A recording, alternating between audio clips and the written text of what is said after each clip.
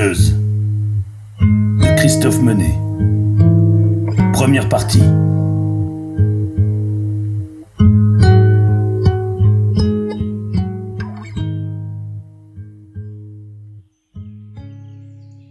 Chapitre 3.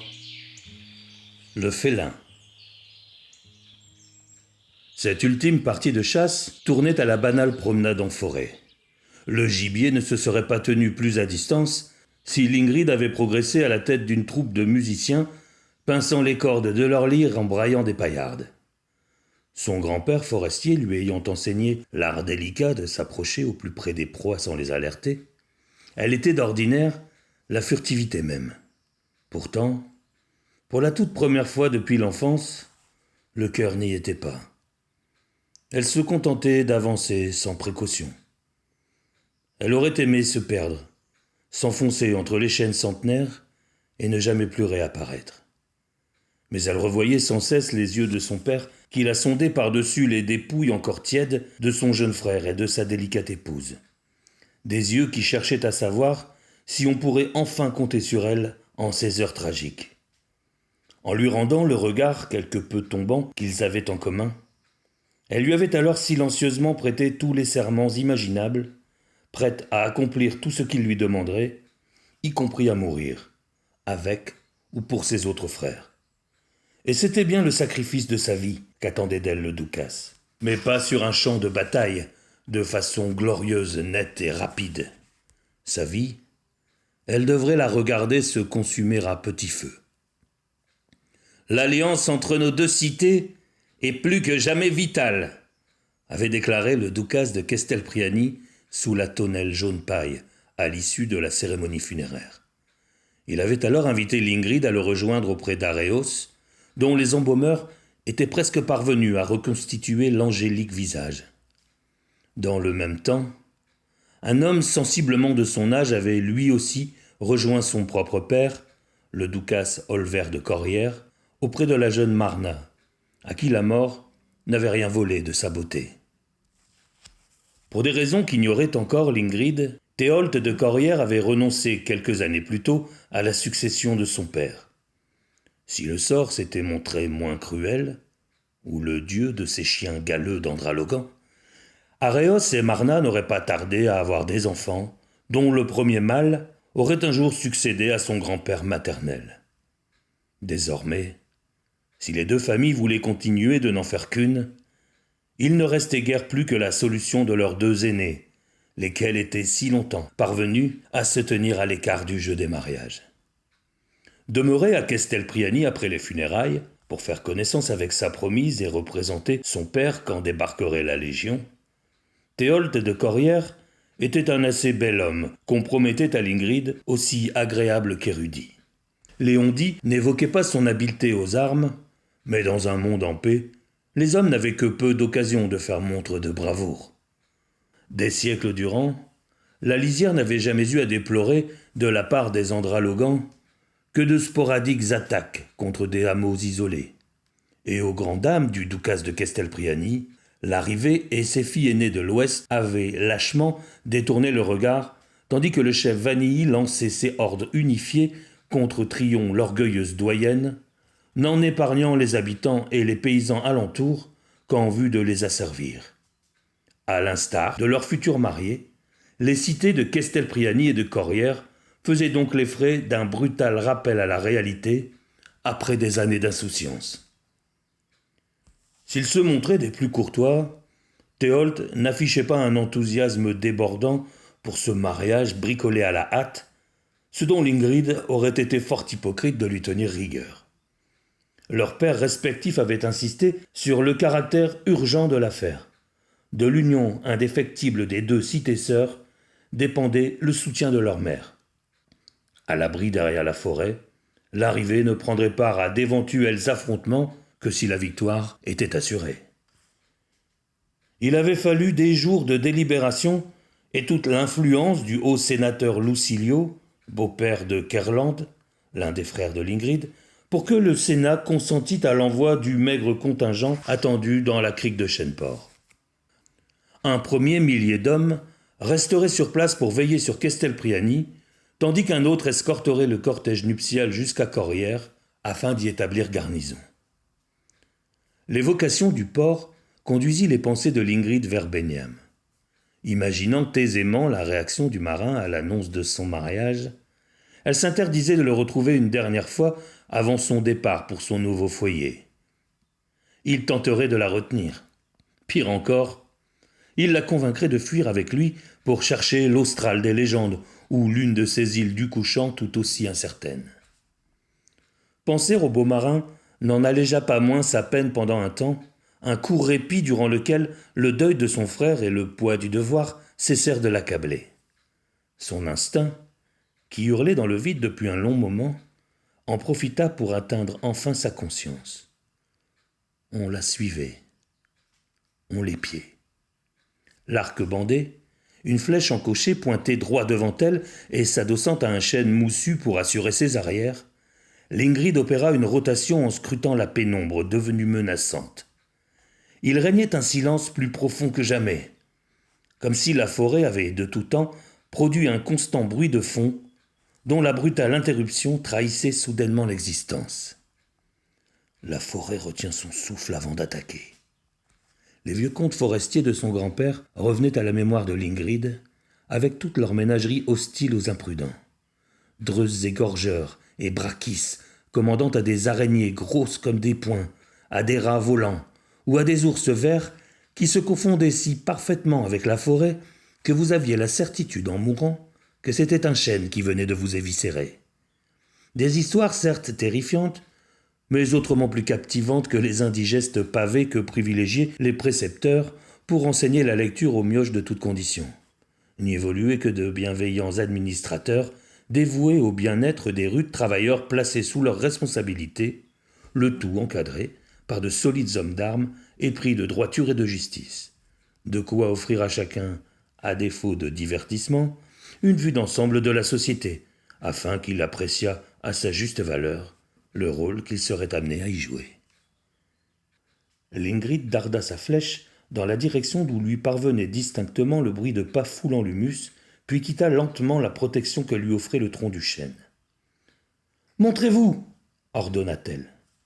La prenant totalement au dépourvu, l'attaque vint d'en haut. Un poids phénoménal la plaqua au sol, et des rasoirs acérés lui lacérèrent aussitôt vêtements et peau du dos. Une pression supplémentaire s'exerça encore sur elle, et une bouffée d'air pulsé par un puissant feulement lui échauffa la nuque. Puis le monstre bondit en avant, la libérant enfin de son poids. C'était un chat laineux, gigantesque. Celui qu'elle avait vu, enfant, promené en laisse par un montreur de fauves, n'avait été qu'un chaton. Court sur pattes et incroyablement trapu, l'animal se résumait à une énorme pelote hérissée par la rage de voir son territoire profané. Pris de panique, le félin géant se contorsionnait pour tenter de planter ses longs crocs dans le parasite agrippé à sa nuque. Il s'agissait d'un homme, vêtu et grimé de brun et de vert à la manière des chasseurs. Il cherchait à égorger le monstre, mais la dague se perdait dans l'épaisse toison qui lui protégeait le cou. La lame dut finalement trouver la gorge, car le chat laineux se raidit soudain avant de se projeter sur le dos, cherchant en dernier recours à écraser son assaillant. Jusqu'alors tétanisée, l'Ingrid retrouva enfin ses moyens. Au prix d'une douleur atroce, elle se redressa, ramassa son arc et piocha une flèche dans le carquois qui, par miracle, ballottait toujours dans son dos nu et ensanglanté. Le terrible animal se frottait contre le sol avec d'autant plus de force qu'il sentait venir sa fin. Mue par le bras de l'homme écrasé sous lui, la lame poursuivait implacablement sa lente progression dans les chairs de la gorge, le sang détrempant la longue toison qui virait peu à peu du beige au noir. L'Ingrid décocha 3 traits coup sur coup, là où était supposé battre le cœur du fauve. Leur effet se fit attendre un interminable moment, puis la masse de poils s'affala sur le flanc, libérant son égorgeur. Dans l'urgence d'agir, l'Ingrid avait oublié son dos en lambeaux. Mais alors que la pression retombait, la douleur la submergea en une vague qui la fit s'effondrer à genoux près de son sauveur. Elle le reconnut juste avant de perdre connaissance. Toujours étendue sur le ventre quand elle recouvra ses esprits, Elle ouvrit les yeux sur une brassée d'aquilée posée sur la mousse près de son visage et ressentit de petites pressions presque agréables contre son dos engourdi de douleur. « Vincent ?» demanda-t-elle. « Comment vous sentez-vous, dame ?» s'enquit le garçon qui semblait mastiquer quelque chose. Il persistait à l'appeler dame, mais elle ne se sentit pas le cœur de le reprendre. Autant s'habituer au titre ronflant désormais. Un jour, on la nommerait même Doukian, si du moins les Andralogans ou son imprudence ne la tuaient pas avant. Le chat laineux gisait à quelques pas de là, noircissant l'herbe de son sang. L'apaisement procuré par l'aquilée mâchouillée, rendant peu à peu sa lucidité à l'Ingrid, l'incongruité d'un tel fauve en ces lieux s'imposa soudain à elle. Les animaux laineux ne vivaient pas dans la forêt, mais dans la plaine. Au nord de la steppe et sur le contrefort des montagnes, avait même précisé le montreur de fauves de son enfance. Les chats géants y disputaient aux Andralogans les buffles que ces pouilleux harcelaient partout dans leur migration. « Tu avais déjà vu un monstre pareil, Vincent ?» demanda-t-elle en croisant les bras sous son menton. « Jamais, dame. Qu'est-ce que tu faisais si loin dans la forêt, d'ailleurs ? Je veillais sur vous, dame, finit-il par bredouiller, après une longue hésitation lourde d'embarras. « Tu veilles sur moi ?» s'étonna-t-elle en se redressant pour le regarder.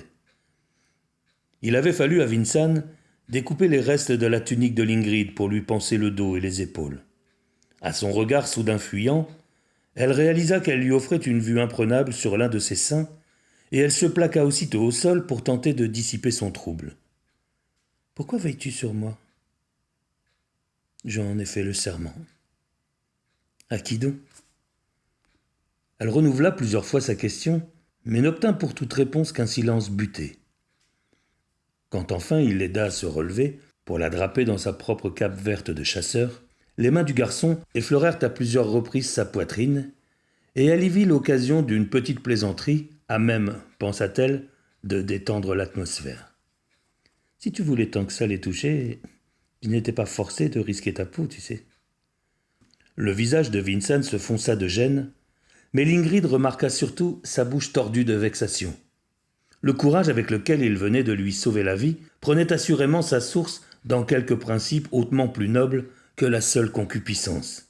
« Pardonne-moi, » s'excusa-t-elle aussitôt des plus sincèrement. « Je ne t'ai même pas remercié. » Dès leur retour au château, ce fut une averse de remerciements et de félicitations qui s'abattit sur le jeune garçon. Invité dès le lendemain avec ses parents à souper à la table seigneuriale, il y demeura le centre de toutes les attentions jusque tard dans la soirée.